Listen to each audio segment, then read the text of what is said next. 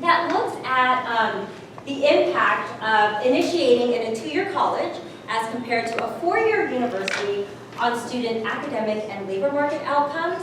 But additionally, in this paper, we tried to unpack potential mechanisms and reasons why we see some of the outcomes that we do, such as a large BA attainment gap.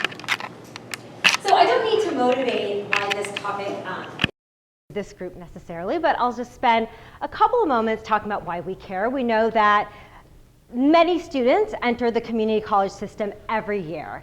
And of these students, 80%, they report that they intend to get a bachelor's degree or higher.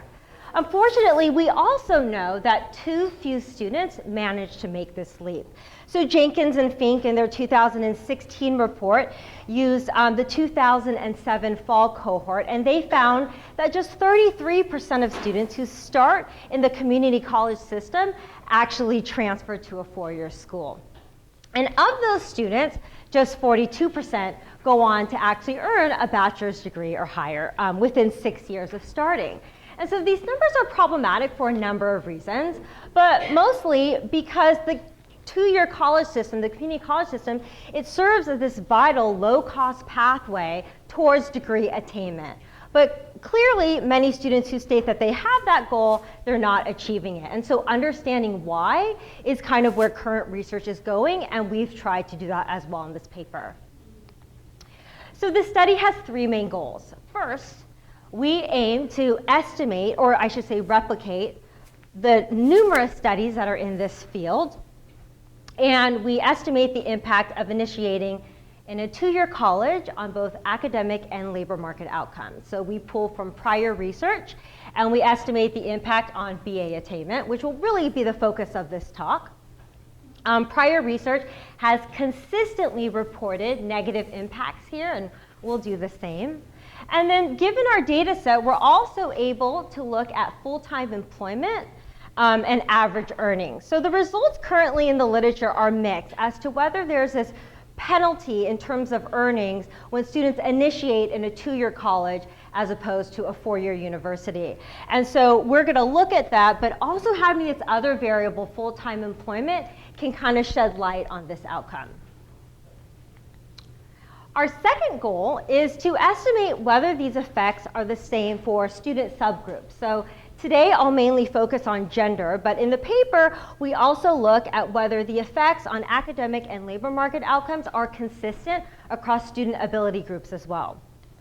And then lastly, I'll spend most of the time talking about possible mechanisms that might generate this BA attainment disparity between 2-year college and 4-year college entrance, which I already mentioned is where a lot of current papers are going, or have gone. So the data that we use is the Education Longitudinal Study of 2002. For those of you that aren't familiar, it's a publicly available data set with a restricted use version. And so we take advantage of that restricted use version because there's college level transcripts in there, and we can really unpack some of those mechanisms by looking at students term by term college going experiences. This data set is nationally representative, and it follows students starting in 2002. So that's the base year where the cohort was first interviewed, and the students were in the 10th grade. They were followed in 2004, presumably when these students were seniors in high school, and then followed 2 more times after that in 2006 when many were in college, and then again in 2012 when many were in the labor market. This data set has a rich set of variables, and so we take advantage of student demographic characteristics, academic preparation variables, and high school and college level transcripts. The sample size is roughly 16,197 students, but we only use a small subset of them. So we restrict the analysis in 3 ways. One, we're only going to focus on the 2004 to 5 cohort. So as I mentioned earlier, these students were in 10th grade in 2002 and then seniors in 2004. But we did have a small handful of students that started their college experience prior to fall 2004, and then some that delayed entry. But we were able to retain about 80% of our sample by using the 2004 cohort. We really wanted to just capture traditional going students, and also we needed enough time to measure those later labor market outcomes such as earnings. And then we also restrict the analysis to those who initiated in either a 2-year or a 4-year public and private not-for-profit college. And then lastly, we restrict the analysis to include BA-seeking students only. So this is based off of a self-report variable where students indicated that they expected to earn a BA degree or higher. And this included about 81% of that 2004 cohort. So I'm first going to show you the findings from our main analysis, and then I'll talk about those potential mechanisms.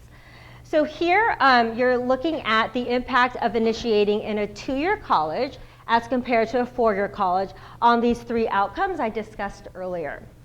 And what we did is we just used a simple ordinary least squares regression to estimate the impact of starting at a 2-year school.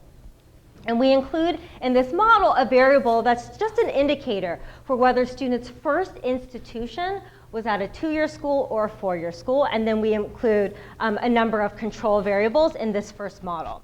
In the second model, we use a propensity score matching strategy to find 4-year students who have this very similar probability of starting in a 2-year school. And we use those students as the comparison group.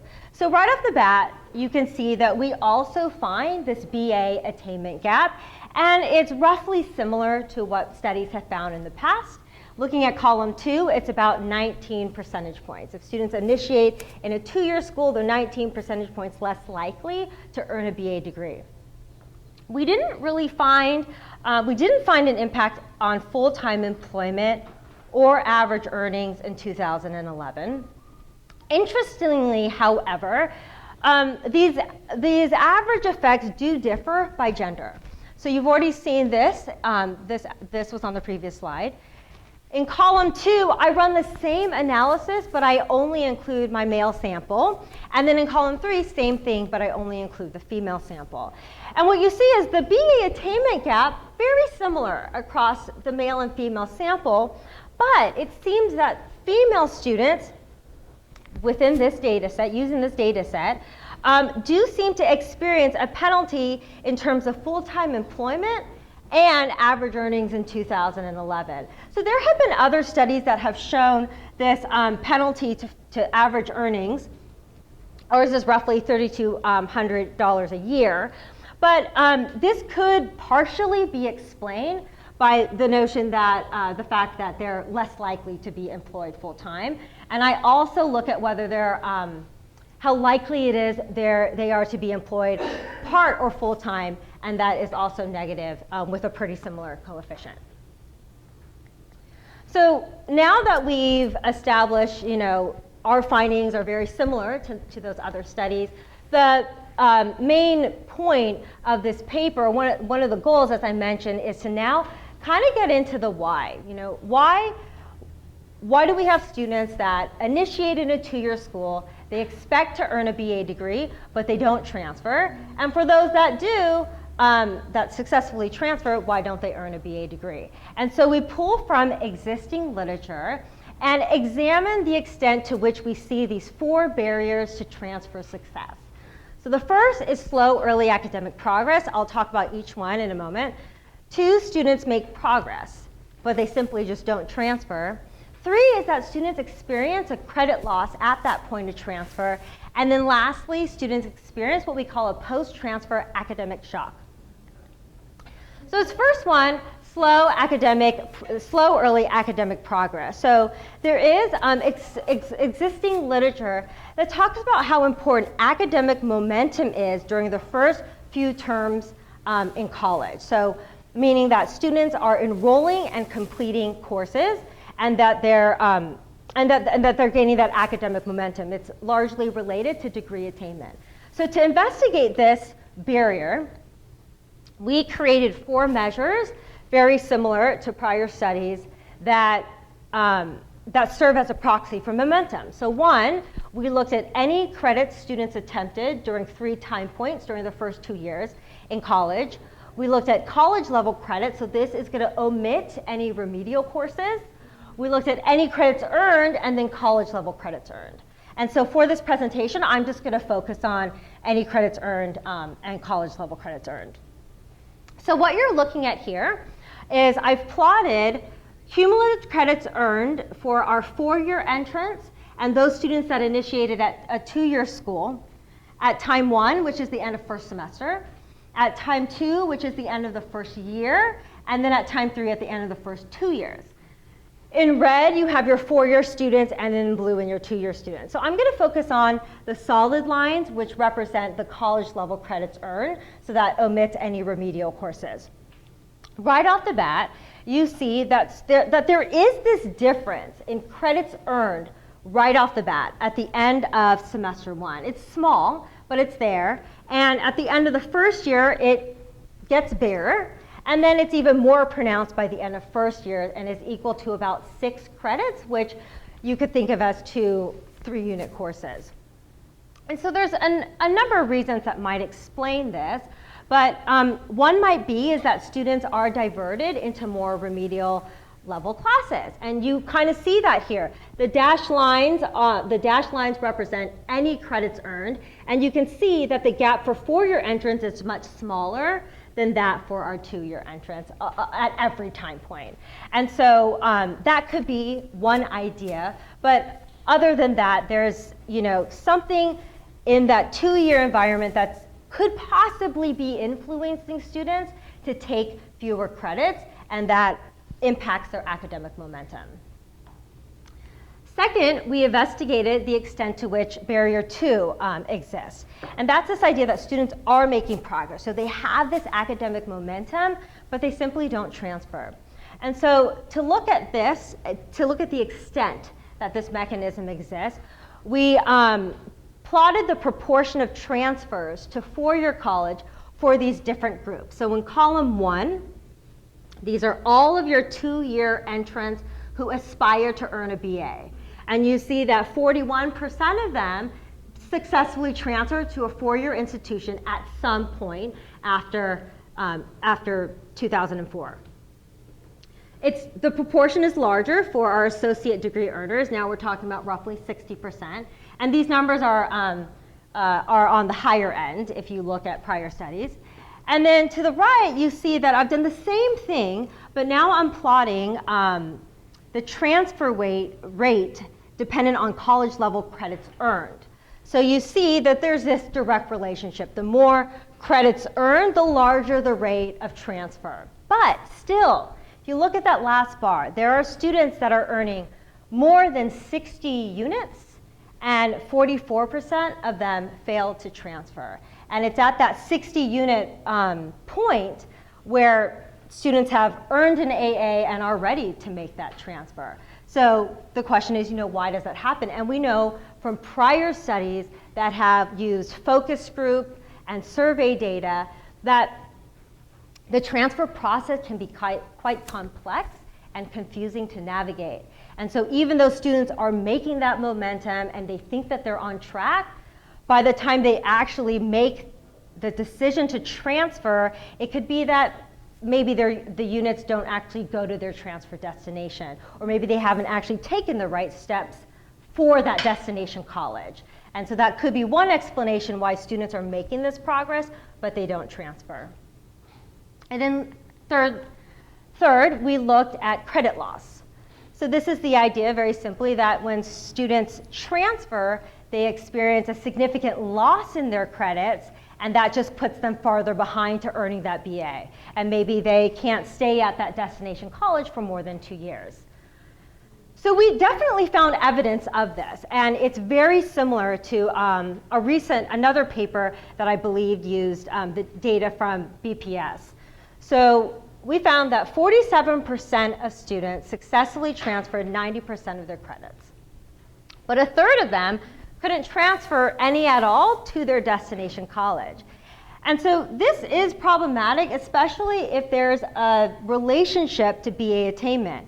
And we found that students who transferred 90% of their credits were 2 times more likely to get their bachelor's degree than those who only transferred half or less. So there is this idea that students, maybe they can't stay at that destination college for more than 2 years, and they're not given enough time to take the right courses and earn the credits that they need. And then lastly, post-transfer academic shock is the idea that when students get to their destination college, they might be underprepared for college-level coursework. And so they might see a dip in their GPA, which may discourage them from moving forward. And we don't really see this. So here what you're looking at is average GPA at every term. And the red line, that's the time of transfer. So that red dotted line is the last term in the 2-year college. And so you see, and this is plotted by math quartile group, but you see that for every math group, students experience a dip in their GPA during the first term at the 4-year university. But that dip, they bounce back. So that we see that dip, but GPAs, they go up again, and this isn't that different from from 4-year entrance. So there's suggestive evidence here, but it's not as strong as some of these other barriers that we looked at. So to conclude, what we're finding in this study, it's still preliminary, but we did replicate that BA attainment gap between 2-year and 4-year entrance. While we don't find that there is a penalty in terms of labor market outcomes, there is suggestive evidence that labor market outcomes do differ by gender, and particularly for female students. And then lastly, there's suggestive evidence in support of all 4 of these mechanisms that might explain that BA attainment gap. But really, moving forward, we think that there's stronger evidence for mechanism 2, mechanism 3, that students are experiencing credit loss, and then the other where students just aren't transferring, maybe because the process itself could be too complex and hard to navigate. And so my work is mainly revolved around like intervention work at 4-year schools, but I hope to take some of the interventions that I've done at UCI and apply them to a community college context to see how we can use technology to help students navigate that transfer process more effectively. And that's it. Thank you.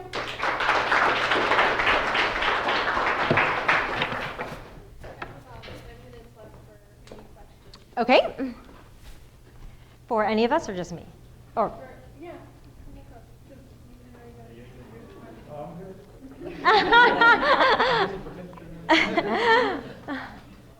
Oh, yeah. I'm sure I missed something, but did I see a figure on there just a few slides ago that said 1/3 of the students couldn't transfer any credit? That's correct. A third, 33%. Elaborate a little on that. Yeah, so a third of the students could not transfer a single credit that they earned at a community college. Yeah. Yeah. I'm sorry? Well, I don't know the campus because this is, I only have an institution ID, so I only know that these are, the destination college is a 4-year university. But there's another paper, Moynihan and Atwell, and this was published in 2015. And I don't know, I can't remember what data set they're using. It could be a nationally represented data set, but they find, I think that it's 20% of students can't transfer a single unit, yeah. Ours might be on the high end, but anyways, we have students that cannot transfer a single credit to their destination college. Yeah. Can that be true though? Because I thought you need 60 transferable units to be able to transfer to the CSU. That's a great question. I'll look into that, but we have students who their first college is a 2-year school. They end up at a 4-year university, but when you look at the data, nothing comes over, yeah. It was confusing at first, but like I said, that there's that other paper that finds something similar. But these are all of the mechanisms are things that we need to look into further to understand, you know, why. Yeah. I was going to add, I think your presentation was great. Thank you for sharing your findings. But I think since this is, it's important to consider and talk about like the policies. For instance, Yeah. when you transfer, there's only a certain amount of units where you have to cap and come in because there's also a certain amount of units when you graduate, right? Yep. You also have to cap that, right? Unit cap, and then also the type of major, the type of major preparation coursework, articulation. I think all of those things that are sometimes when they're policy and they're already set in stone, it's kind of things we I feel like we need to Like take into consideration. take it to Yeah, consideration, absolutely. right? Because I think Eric, a little bit of your presentation, you talked about, I forgot what policy you were talking about, and sometimes when things are set in stone, it's kind of hard to that can be it can go into a good way or it can go into a bad way. Right. It can help the student or it can hurt the student. Yeah, And I absolutely. think those are important things to also look at and consider. Yeah, thank you.